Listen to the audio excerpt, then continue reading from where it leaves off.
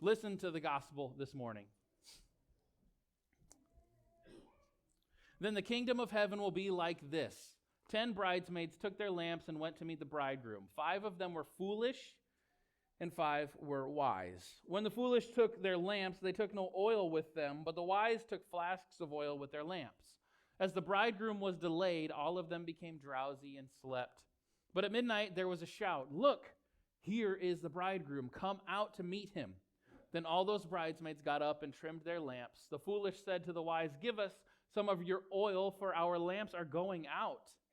But the wise replied, "No, there will not be enough for you and for us. You had better go to the dealers and buy some for yourselves." And while they went to buy it, the bridegroom came. And those who were ready went with him into the wedding banquet, and the door was shut. Later the other bridesmaids came also, saying, "Lord, Lord, open to us."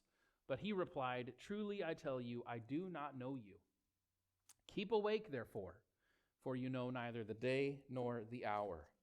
Hear what the Spirit is saying to the world. Amen. Thanks be to God. You may be seated.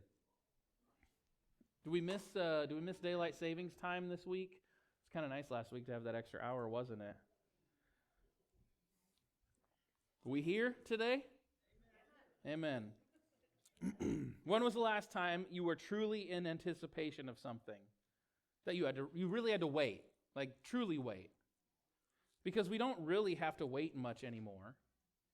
Very few things are necessary for waiting. We have 2-day shipping on virtually anything we want. We can track our packages and we can see where they're located. We know what town they're in when they got dropped off and when they left the facility. We get a detailed timeline for their arrival. We can track our loved ones on our phones if we want to see how much longer they're going to be before they get there. When was the last time you were truly in anticipation of something? Something significant, because in a world of instant gratification and instant coffee and instant rice, we actually don't have to wait on much at all. There's very little that we have to wait for anymore. And when we're waiting, we're rarely waiting in the dark. As I said before, we can track things. We can call someone with, "Where are you? I'm excited for you to come. Where are you? How much longer?" We're rarely waiting in the dark. Even if something is delayed, we'll get a text message or an email or something that will let us know, "Well, hey, sorry, this has been delayed. It's going to arrive within this time frame."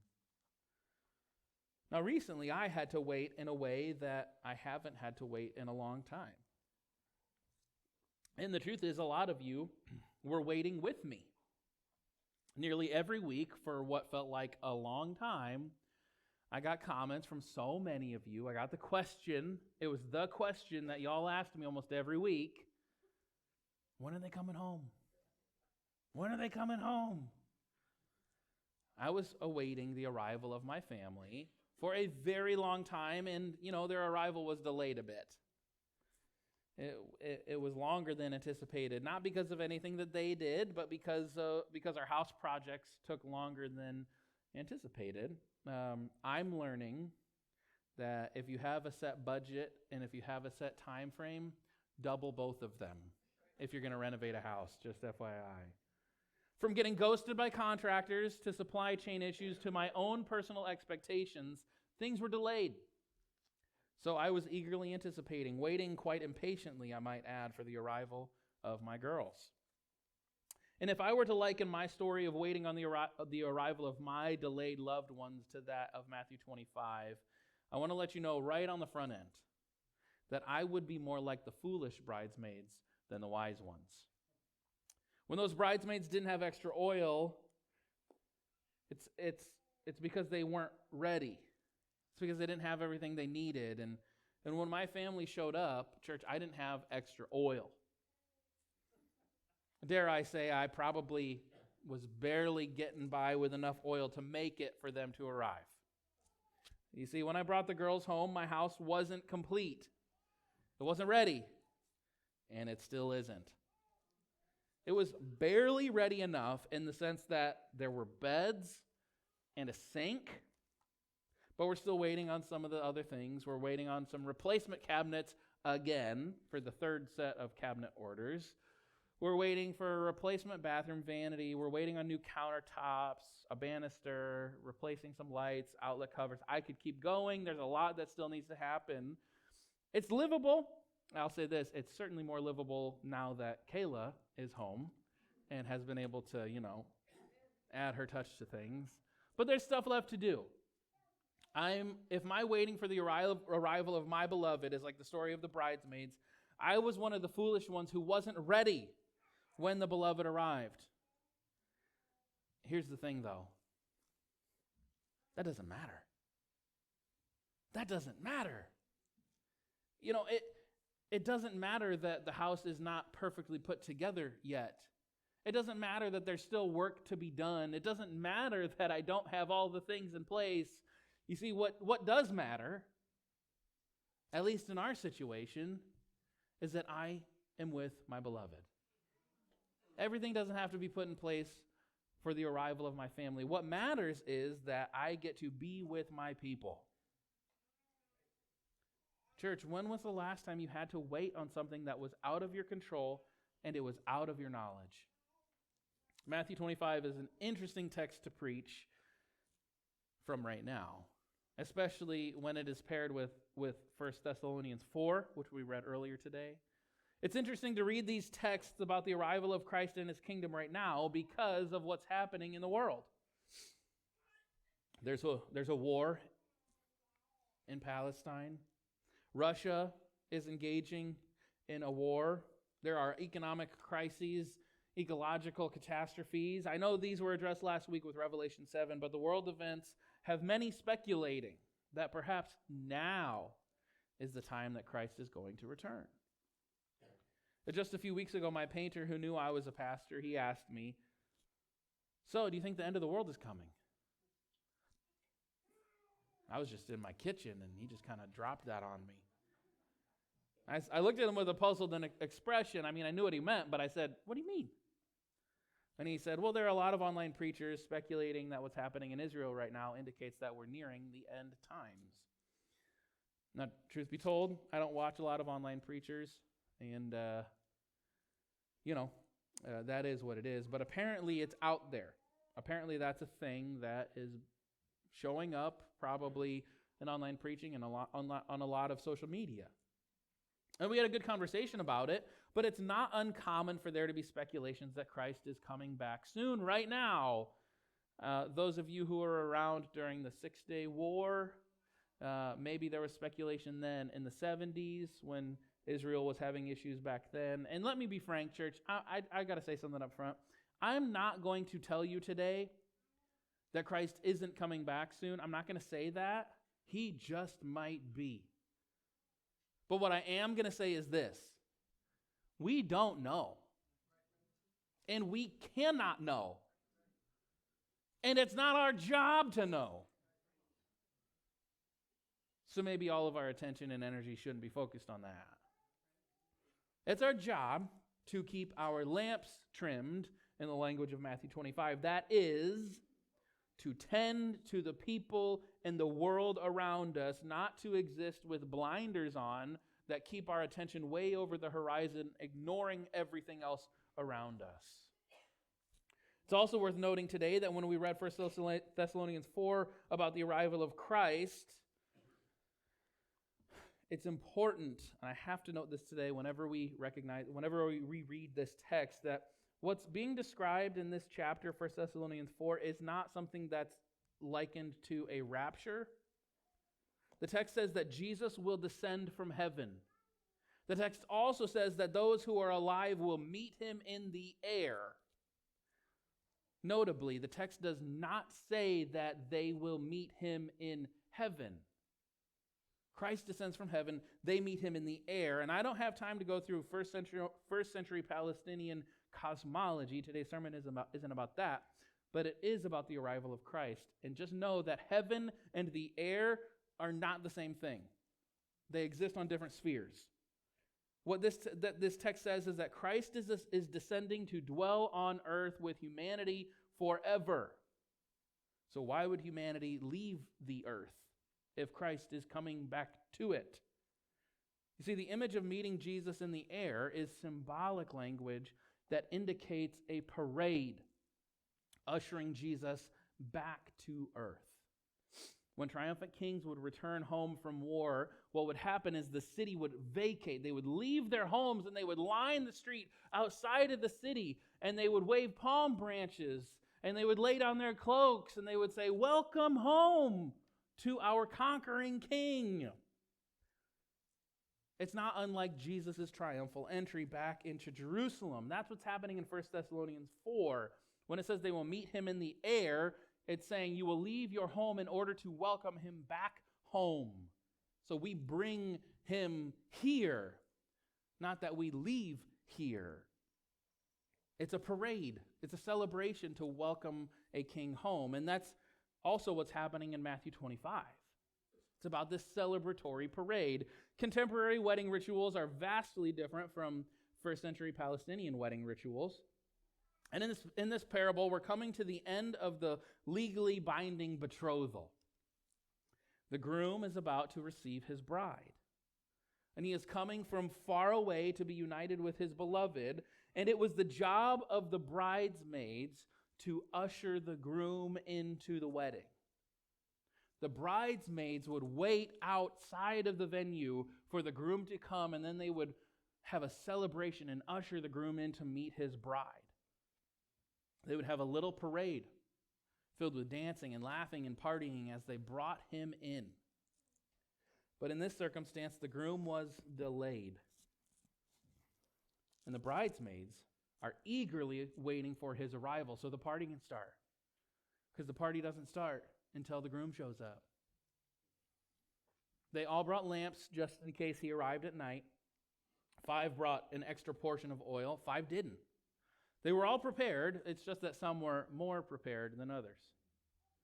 And when the groom showed up, those who brought only enough for their lamp were without. Those who brought extra were ready for his late arrival. Now, church, listen to the text. The text says that the 5 who didn't bring extra oil were foolish. It does not say they were malicious. I want to recognize that what made these 5 bridesmaids foolish was not that they didn't bring extra oil. That wasn't the problem. The problem was not that they didn't bring an extra flask of oil. They were ready for when he was supposed to arrive. It's not their fault he was delayed. That wasn't the problem, because if you keep reading the story, if you follow the logic of the story, what happens when the groom shows up? Did the groom need 10 lit lamps in order to make his way to the wedding venue? How many did he have? He had 5. He did it with only 5 bridesmaids and only 5 lamps in the end. Apparently, he didn't need to have them to have extra oil. Apparently, 5 was enough. Apparently, whoever was there was enough. They didn't need to have everything put together. He didn't need 10 lamps for the wedding party. Further, they weren't foolish because they fell asleep. Do you know who fell asleep waiting for the groom to show up? All of them. All 10. Our translations do us a disservice when they say in verse 13, keep awake. They all slept in the story. The keep awake would be better translated as be alert or be ready.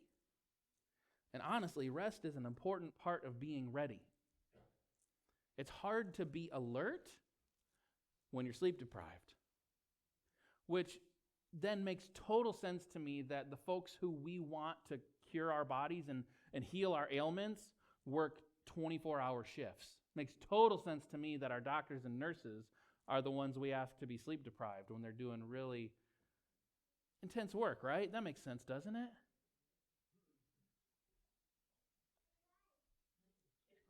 Are we here? It's hard to stay alert when you're sleep deprived. If they weren't foolish because they fell asleep, and if they weren't foolish because they didn't bring extra oil, then the question remains, why were these 5 bridesmaids foolish? Church, they weren't foolish because they didn't plan for him to be late. They're foolish because they left the wedding, and they wandered out into the dark. They're foolish because they left. You see, they were foolish because they missed the arrival of the groom. They were distracted, maybe embarrassed, surely shamed. And in a shame-honor culture, this would have been problematic. For the groom to show up and for you to not have oil for your lamp ready to receive him would have been problematic, because guess who would have seen you with your lamp without oil, without a flame on your torch? Everyone at the wedding. People would have seen them welcoming the groom without their lamps. What are people going to say? What are people going to say about me if the groom shows up and I'm not ready? What are they going to think about me? Are people going to look down on me because I wasn't as prepared as I ought to have been? The community would know that they didn't have oil. And this parable turns those cultural expectations on their head. See, it wasn't problematic that they did not have everything put together, which was the cultural expectation. It was not problematic that they didn't have oil. It was problematic that they let that potential shame distract them from the groom's arrival. They were wrong because they left. They would not have been foolish if they had said, you know what? We ran out of oil, but there is absolutely no stinking way I'm going to miss this guy. They would not have been foolish if they had said, I might not have everything put together. I might not have everything I need, but you better believe I'm not leaving, because he's going to show up. He's coming. I know he's coming. Just because I don't have oil doesn't mean I'm not going to wait for him. They were foolish because, church, they were looking after themselves. Prioritizing not being without oil more than being present with the arriving groom. He did not need 10 lamps. He paraded just fine with 5. They're going to get oil wasn't for the sake of the groom. It was for themselves, so that they would protect themselves from shame. The truth is, this parable isn't about oil. This story is not about oil. It isn't about making sure that everybody had everything figured out, that everything was without blemish, that everything was perfect, that everything was in its place. This text isn't about the oil. It's about the groom. This story is about not missing him when he shows up. Church, I want to remind you today, y'all don't need to have everything put together all the time. You don't need to have everything buttoned up and figured out in order to have an encounter with Christ. I didn't need every screw in my house screwed in, every light cover installed, every fixture completed, everything in my house put in its right place for my girls to show up. It's not about being complete. You know what I could have said? Do you know what the insecure part of me said from time to time? I can't bring him back. I can't bring him back yet. It's not ready. It's not complete. But if I'm honest with myself and with you today, that would maybe be more about my ego than anything else. It would be more about my ability to do the things that I think I should be able to do and accomplish the things I should be able to accomplish. Not about the arrival of my family. So is it with Christ, friends. Far too often we miss Jesus because we think we need to have more oil. We miss Jesus because we think we need things to be put together, to not appear unprepared, because we're afraid of what they might think or what they might say. Hear the good news today, church, and I mean this. Jesus doesn't care if you have extra oil or not. Jesus doesn't need you to have everything figured out and put together. He can handle that. That's kind of his job. And Jesus doesn't really care what gossips might say about you. What Jesus needs is this: for his people to not wander into the dark of night. Staying close to his people, even when we run out of oil, is enough. Church, I do believe that the Spirit is moving in our church, and I do believe the Spirit's up to something, and I don't know about you, but I'm inclined to think that, well, when we need to have all of our ducks in a row, we need to have everything figured out, we need to have everything in its place for the Spirit to do God's work in us.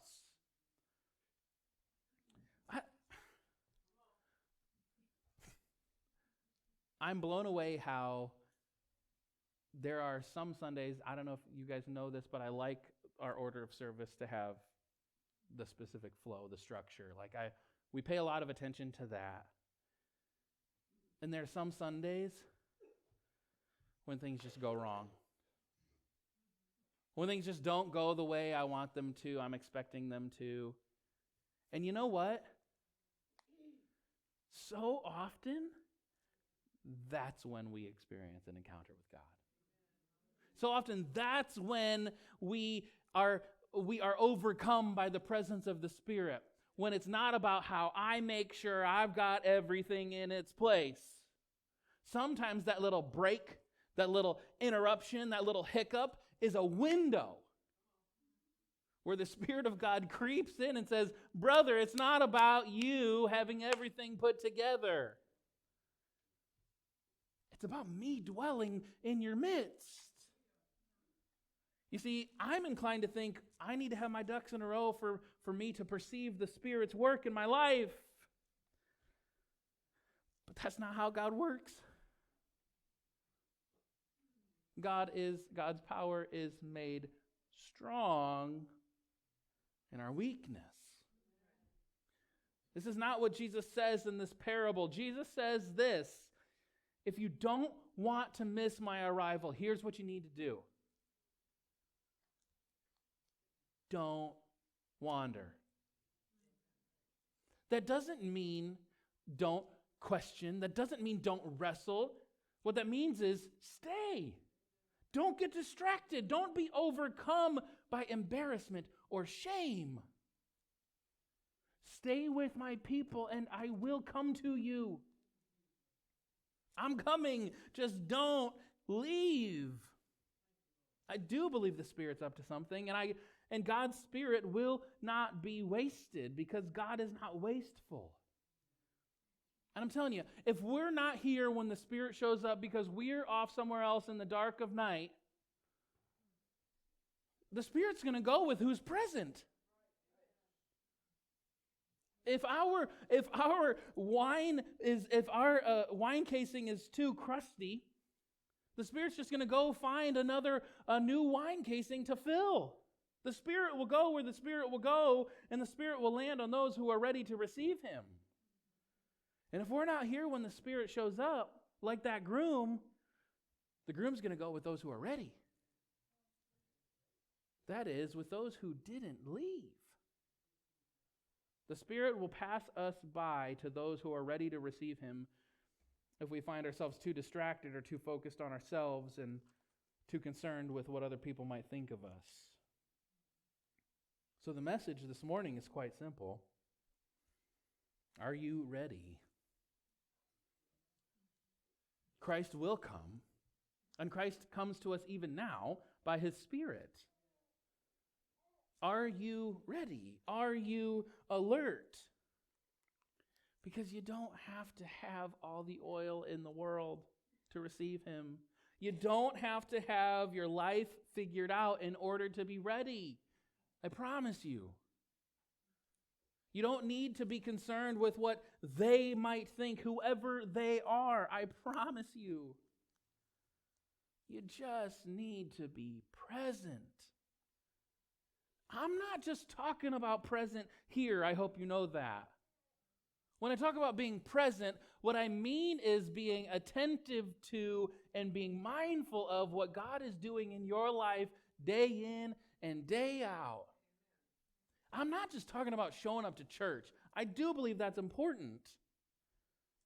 But that's not it. You don't have to have everything figured out. God does not need y'all to be perfect before he shows up. You just need to not wander out into the dark, because he will arrive. He always does. And church, this is the good news of Jesus Christ for us today.